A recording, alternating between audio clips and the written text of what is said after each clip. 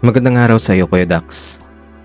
Regular po ako nakikinig ng mga kwento sa channel ninyo at matagal ko nang naisip na isulat ang sarili kong kwento para maisaboses ninyo. Simple lang naman ang buhay ko noon. Typical na straight guy. May girlfriend at may mga plano sa future namin ng girlfriend ko. Kaya nung natanggap ako sa isang sikat na marketing firm sa Makati, sobrang saya ko po noon. Para bang ang pakiramdam ko noon ay unti-unti ko nang matutupad yung mga pangarap ko para sa aming dalawa.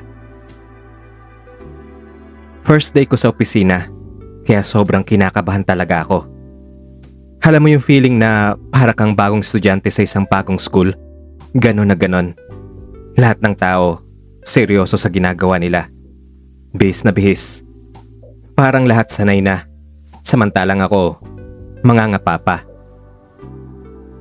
Habang nag-iikot kami ng HR para ipakilala ako sa magiging department ko, iniisip ko pa noon na kung saan ako uupo.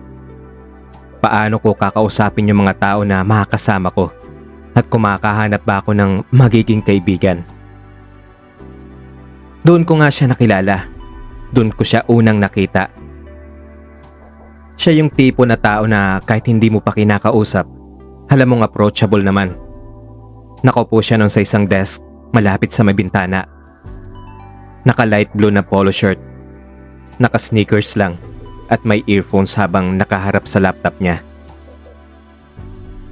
Nang mapansin niya ako, agad siyang ngumiti. Hindi yung pilit ng ngiti ha, yung parang genuine talaga. Tapos tumayo siya at nilapitan kami. Sabay abot ng kamay niya sa akin. Hindi ko maipaliwanag pero para bang ang gaan agad ng pakiramdam ko. Para bang may instant connection kami. Para bang sa dami ng bagong muka, siya agad ang naging pamilyar sa paningin ko. Simple lang ang umpisa ng friendship namin. Since magka-team naman kami, siya yung madalas kong kasama. Siya yung lagi kong nilalapitan kung may mga tanong ako. Palagi niya rin akong tinutulungan kapag may hindi ako naintindihan sa sistema ng company. Kahit senior siya sa akin ng ilang taon, hindi niya ipinaramdam na baguhan lang ako. Madalas din niya akong biruin, yung tipong tawagin niya akong rookie. O kaya pag may mali akong ginagawa, tatawanan niya lang ako sabay sabing, "Okay lang yan bro, dati ganyan-ganyan din ako nung nagsisimula pa lang ako dito. Kaya huwag ka na mag-alala, okay lang yan." At sa bawat araw na lumilipas, lalo akong napapalapit sa kanya. Mabilis kaming naging magka-vibes. After work, madalas kaming magkape sa baba ng building. Kapag may overtime naman, kami pa rin na magkasama lagi. Kapag may team lunch, parati kami magkatabi sa harap ng lamesa. Si Dustin yung tipo ng tao na hindi mo pagsasawa ang kausapin. Laging may kwento. Laging may nakatawang anecdote. Minsan tungkol sa childhood niya sa probinsya nila. Minsan naman ay tungkol sa kabaliwan nila ng barkada niya. Mahilig siyang magkwento ng mga plano niya sa buhay. Lagi niyang sinasabi na gusto na niya mag-propose sa girlfriend niya kapag nakaipon na siya ng pang-down sa bahay. Sa tuwing ako naman ang nagkikwento tungkol sa girlfriend kong si Lian, seryoso siyang nakikinig. Walang judgment. Kahit minsan, ramdam kong binabara ko ang sarili kong feelings kapag nagkikwentuhan kami ng mga girlfriend namin para lang maging straight ang usapan. Normal lang sana ang lahat kung hindi ko napapansin na para bang unti-unting sumosobra na yung saya ko kapag kasama ko siya. Dati kasi ang pakiramdam na iyon ay pag nakikita ko lang si Lian.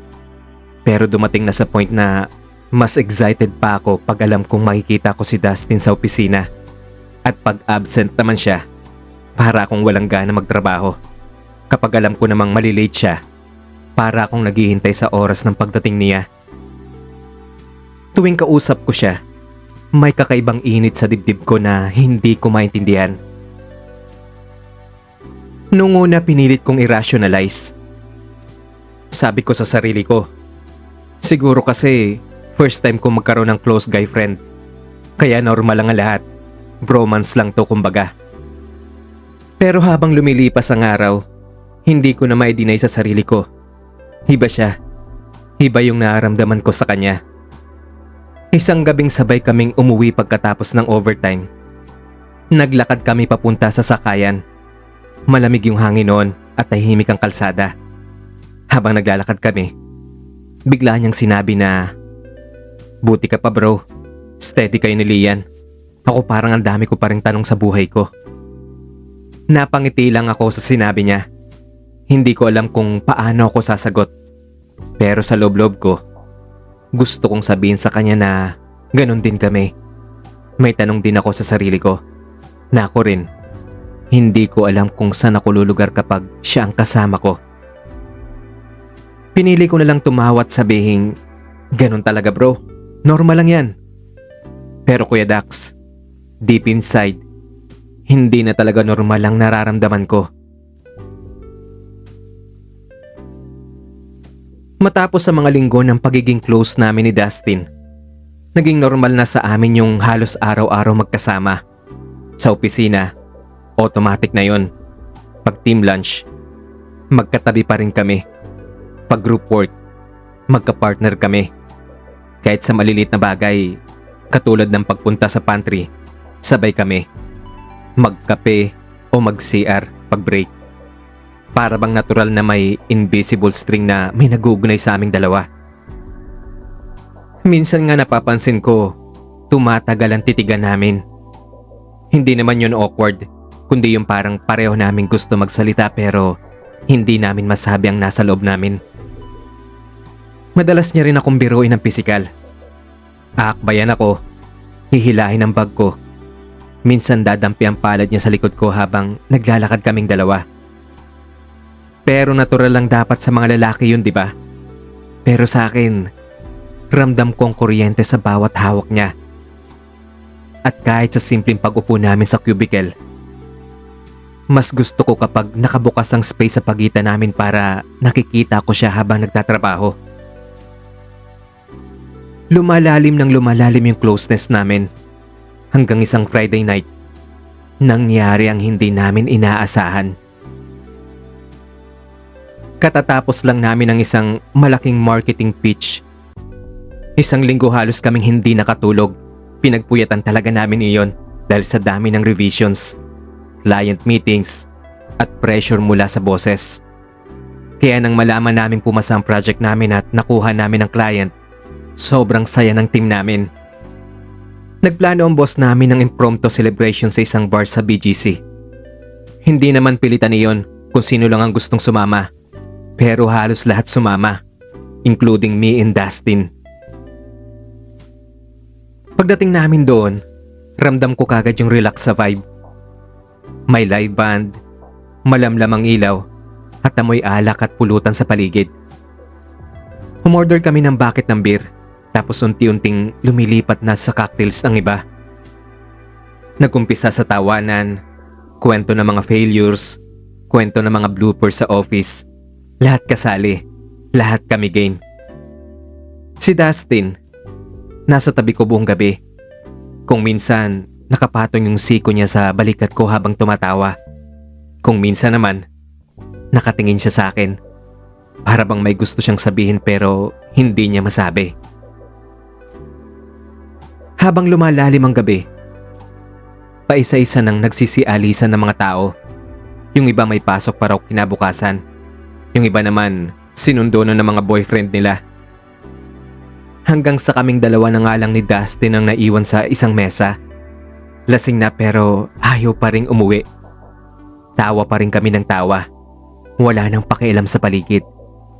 Sa totoo lang, ang saya-saya ko nun. Hanggaan ang pakiramdam ko. Hanggang bigla siyang natahimik. Pinaglaruan niya yung baso sa harap niya. Pinaikot-ikot ang daliri sa labi ng baso.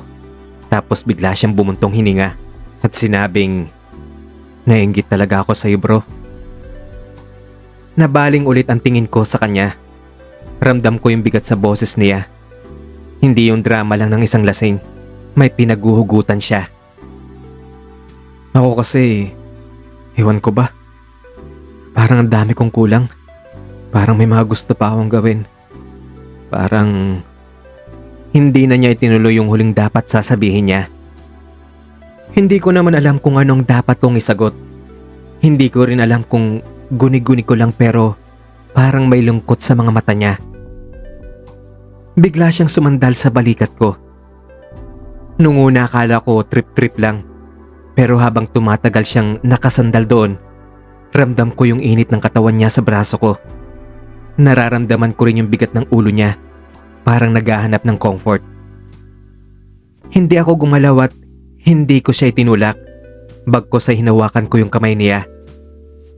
At doon, Kuya Dax, parang tumigil ang mundo. Dahan-dahan siyang tumingala at nakatingin siya sa akin. Yung tingin na hindi mo kailangan ng salita. Yung tingin na nagsisigawan ng mga puso kahit walang sinasabi. Unti-unti kami naglapit. Hindi ko na alam kung sino ang nauna. Basta ang alam ko, naglapat ang mga labi namin. Walang marahas. Walang pagmamadali. Para kaming parehong takot na baka isang maling galaw, magising kami sa realidad. Nung maghiwalay ang labi namin, kapwa kami natulala. Hindi namin alam kung anong susunod na mangyayari. Hanggang sa naramdaman ko ang kamay niya. Dahan-dahan akong hinila palabas ng bar. Hindi kami nag-uusap. Hindi kami nagplano. Basta parang natural lang na tumawag kami ng taxi at nag-check-in sa pinakamalapit na hotel. Pagkapasok namin sa kwarto, ilang sandali lang kaming nakatayo lang doon. Walang gumagalaw ni walang nagtangkang magsalita. Hanggang sa nilapitan niya ako. Hinawakan niya ang pisngi ko. Banayad. Tapos hinalikan niya ulit ako. Mas madiin na ngayon. Tinanggal niya isa-isa ang butones ng polo ko. Habang ako naman, nakahawak sa batok niya. Ramdam ko yung panginginig ng kamay niya na parang kahit siya, hindi makapaniwala sa nangyayari. Hindi ko na ididetalye pa lahat ang nangyari sa amin. Pero doon ko unang naramdaman kung paano maging totoo. Kung paano maging ako. Paano mahalin hindi dahil sa kasarian, kundi sa kung sino ang taong nasa harap ko. Nang matapos kami, hindi kami makapagsalita. Niyakap niya ako na mahigpit. Parang ayaw niya akong pakawalan. At doon ko unang naramdaman yung kaba at saya ng sabay. Kaba sa kung ano ang ginawa namin. Saya kasi doon ko naramdaman ang tunay na ako. Hindi ako makatulog ng gabing iyon. Nakatalikod siya sa akin. Pero kahit hindi ko siya nakikita, alam kong gising din siya. Tahimik lang kami pareho. Parang parehong natatakot kung ano ang mangyayari kapag may nagsimulang magsalita. Madaling araw na nang dahan-dahan siyang bumangon. Nakita ko siyang nagbihis na, kaya bumangon na rin ako at nagbihis na rin. Pagbaba namin ng hotel, hindi kami nagkikibuan. Tumawag siya ng taxi. Hindi naman niya ako tinanong kung sasabay ba ako. Basta pagkabukas ng pinto, sumakay na siya kagad. Kaya naiwan akong nakatayo sa gilid ng kalsada. Habang naglalakad ako sa may kahabaan ng Makati, sa gitna ng mga kotseng bumubusina at mga taong nagmamadali sa sidewalk, parang ako lang yung mabagal. Ako lang yung naiwan. Ako lang yung hindi sigurado kung saan ako pupunta. Ang bigat sa dibdib. Hindi ko maintindihan ang sarili ko. At ang mga tanong sa isip ko. Ano ba ang nangyari? Anong ginawa ko? Straight pa ba ako? Bakit si Dustin ang hinahanap-hanap ko? Paulit-ulit ang mga tanong na yan sa isip ko habang naglalakad ako.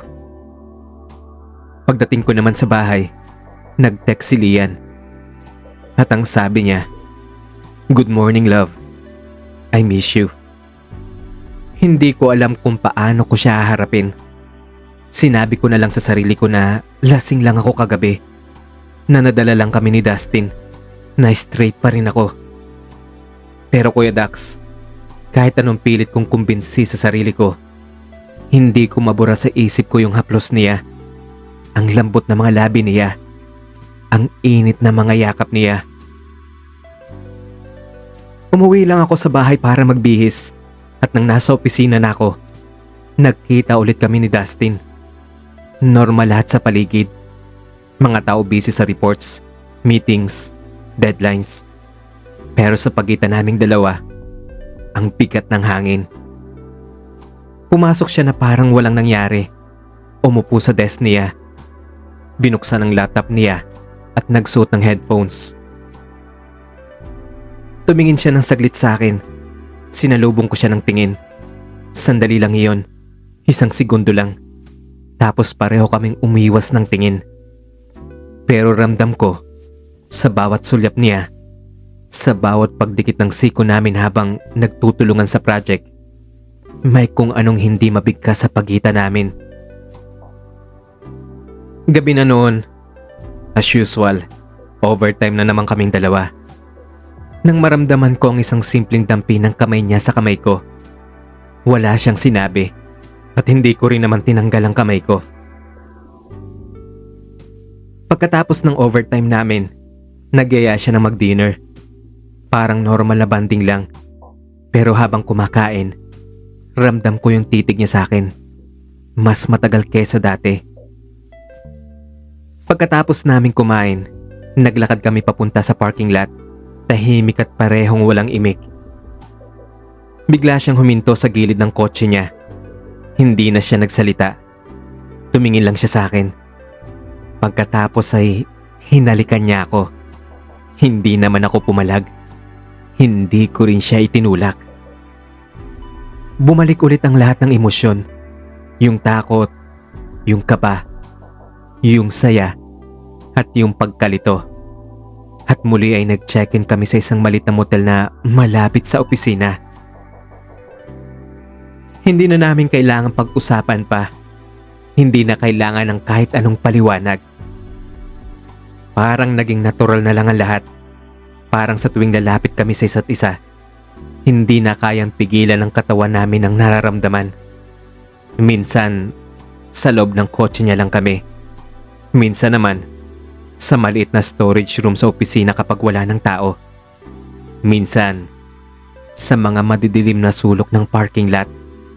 At sa tuwing matatapos kami, walang I love you. Walang tanong na, ano ba tayo? Parang isang silent agreement na lang na hindi namin papangalanan ang ginagawa namin. Basta ramdam namin, yun lang ang mahalaga sa mga oras na yon. Pero habang tumatagal, lalo akong nalilito. Si Lian ang girlfriend ko at mahal ko siya. Dapat siya ang iniisip ko. Siya ang pinapangarap ko sa future ko. Pero bakit si Dustin ang laman ng isip ko bago ako matulog?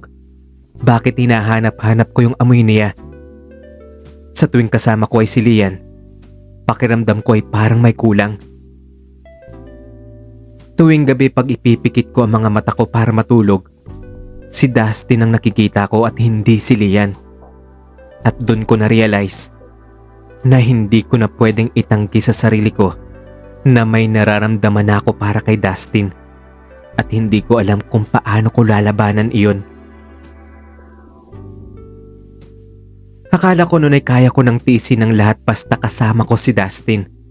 Kahit hindi malinaw ang relasyon namin, kahit wala kaming label, kahit hindi namin pinag-usapan ang tungkol sa nararamdaman namin, sapat na yung kapiling ko siya na nararamdaman ko yung mga yakap niya. Pero hindi pala ganun kadali. Isang hapon, nasa opisina kami. Normal na araw. Busy sa paggawa ng marketing pitch para sa bagong client. Nakaupo ako sa desk ko habang siya naman ay nasa tapat ko. Paminsan-minsan nag-uusap ng mahina para hindi marinig ng iba. Napansin ko na panay ang tingin niya sa phone niya. Panay din ang check niya ng notifications. Pagkatapos ng shift namin, bago pa ako makalabas ng opisina, tinapik niya ako sa balikat at sabay sabing, "Bro, pwede ka ba saglit lang? Kape tayo." Casual lang ang tono niya, Pero may kaba akong nararamdaman. Hindi na ako nag-isip pa, kaya tumango na lang ako. Lumabas kami at dumiretso sa isang malit na coffee shop malapit sa building namin. Pagkarating naman doon ay sandali lang kaming pumila para umorder. Pareho kaming tahimik habang hinihintay ang kape. Ilang beses siyang tumingin sa akin, pero agad din niyang iniiwas sa mga mata niya. Nang dumating ang inorder namin, doon na siya nagsalita. Dustin, ito na siguro yung pinaka-weird na sasabihin ko sa'yo. Pero kailangan mo talagang malaman.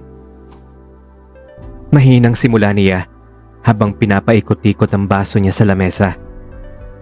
Nagkibit balikat siya, parang hindi niya alam kung paano uumpisahan. Gusto ko lang sabihin sa'yo na ikakasal na ako. Para akong binagsakan ng langit at lupa.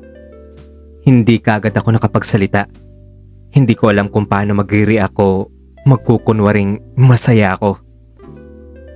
Ganun ba? Congratulations. Tanging yun na lang naisagot ko. Kahit hindi ko alam kung totoo ba yung pagbati ko na yon. Pero hindi siya ngumiti. Bagkus ay sinabi niyang, "Bro, ayokong matapos yung sa atin." Halos pabulong lang iyon. Pero bawat salita niya, ramdam ko sa dibdib ko. Pinaglaruan niya ulit yung tasa ng kape niya. Pilit na hindi ako tinitingnan. Gusto ko pang ituloy kung anong meron tayo. Kung anong nasimulan natin kahit kasal na ako. Para naman nag-freeze ang buong mundo ko. Hindi ko alam kung maiiyak ba ako o matatawa sa irony ng lahat. Ipinikit kong mata ko. Pinilit kong intindihin ang mga sinabi niya. Pwede ba naman yun? Bulong na tanong ko. Hindi naman siya sumagot. Pero yung tingin niya, nagsusumamo. Parang sinasabi na, "Please, huwag mo akong iwan." Maraming dumaan sa isip ko. Paano ang magiging buhay niya? At paano ako? Paano kung malaman ng asawa niya balang araw? Pero sa kabila ng lahat ng tanong, isa lang ang nangingibabaw sa puso ko. Ayokong mawala siya. Kaya tumango ako, dahan-dahan, bilang pagbibigay ng pagsang-ayon sa kanya. At dun kami tahimik na nagkaroon ng kasunduan. Isang kasunduan na hindi kailanman magiging patas. Sa mga sumunod na linggo, naging mas madalas ang pagkikita namin. Sa mga oras na hindi niya kasamang fiancé niya, sa lunch break na nagiging mabilis ang tagpo sa motel, sa mga out-of-town client meetings kung saan kami nagkukunwaring magka-roommate, mas naging mapusok siya. Para siyang takot na mawala ng oras.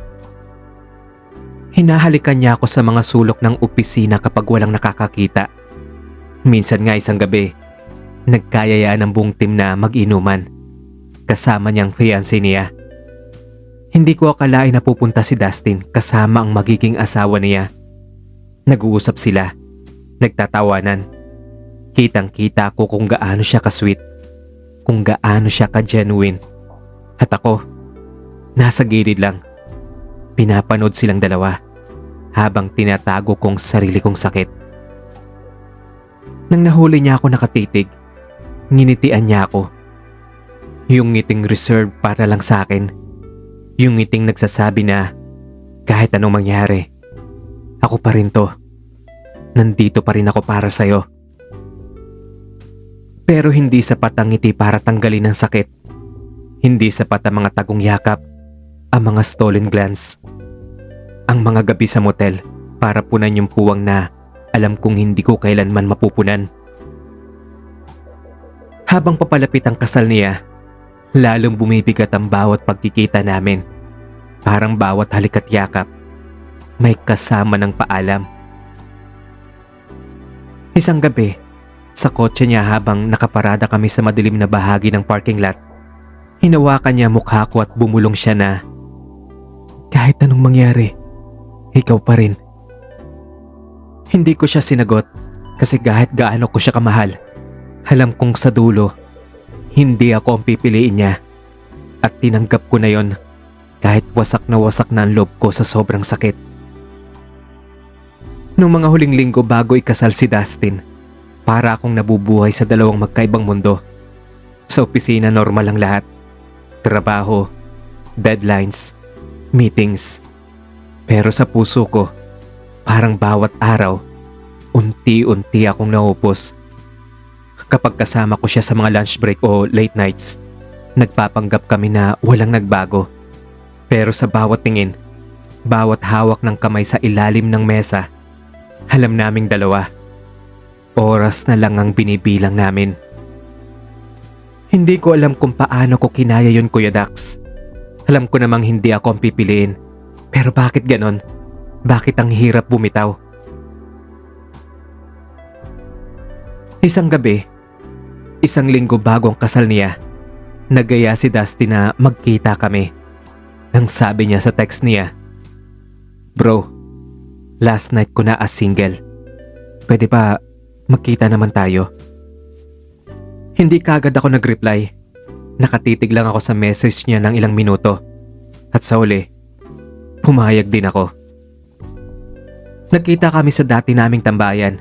Isang malit na bar na laging kaunti lang ang tao. Yung tipong tahimik lang at hindi kami mapapansin. Pagdating ko doon, nakita ko siyang nakaupo na. May hawak ng bote ng beer. Suot niya yung paborito niyang gray hoodie. Simple lang. Pero para sa akin, siya pa rin yung pinakagwapo sa lahat ng nandun. Ngumiti siya nang makita ako. Yung ngiting matagal ko nang minahal. Yung ngiti na alam kong hindi na para sa akin sa mga susunod na araw. Umorder ako ng isang bote. Umupo ako sa tapat niya. Wala kaming masyadong sinabi kasi hindi naman na kailangan. Nagkwento siya ng mga plano nila ng fiancé niya, kung saan sila titira pagkatapos ng kasal. Kung paano sila magtatayo ng malit na negosyo, kung paano siya excited na magkaroon ng anak. Nakinig lang ako at tumatango lang sa mga sinasabi niya. Pero sa loob-loob ko, bawat salitang lumalabas sa bibig niya, parang may patalim na tumatarak sa puso ko. Bigla naman siyang tumahimik, tumigil sa pagkikwento. Tumitig siya sa akin. Seryoso ang mga mata niya. "Dustin, salamat. Salamat kasi hindi mo ko iniwan kahit alam mong ikakasal na ako. Sa totoo lang, hanggang ngayon nalilito pa rin ako sa sarili ko. Hindi ko alam kung ano ba talaga ako, kung ano tayo. Pero gusto kong matupad ang mga pangarap ko. Lalo na yung makabuo ng isang pamilya, magkaroon ng anak. Alam kong hiniling ko na huwag mo akong iwan. Na ipagpatuloy natin kung anong meron tayo kahit kasal na ako. Pero bro, narealize ko na mali. Mali na lukuhin ko ang fiancé ko, magiging asawa ko, ang magiging ina ng anak ko. Kaya habang hindi pa huli ang lahat, wala pang nakakaalam kung anong meron talaga tayo. Mas mabuti pa sigurong tapusin na natin to. Hinawakan niyang kamay ko ng mahigpit sa ilalim ng mesa. Hindi ko alam kung paano ko napigilang umiyak at pilit pa rin ngumiti. Tumulo ang luha niya at hindi ko inaasahan yon. Hindi ko siya kinaya. Yumuko na lang ako at pinisil ko ang kamay niya pabalik. Maya-maya'y huminga siya ng malalim at binitawan ang kamay ko. Tumayo siya. Kinuha ang jacket niya. "So, I guess this is goodbye," sabi niya. Nakangiti pero baka sa mata niya ang sakit.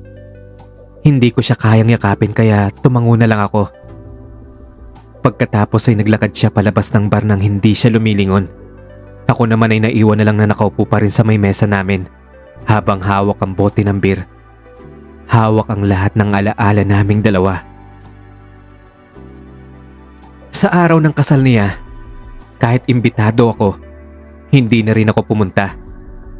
Ang dahilan ko na lang ay may emergency sa family namin. Pinili kong maglakad-lakad sa Baywalk. Pinanood ko ang mga alon. Pinanood ko ang mga dumadaang tao.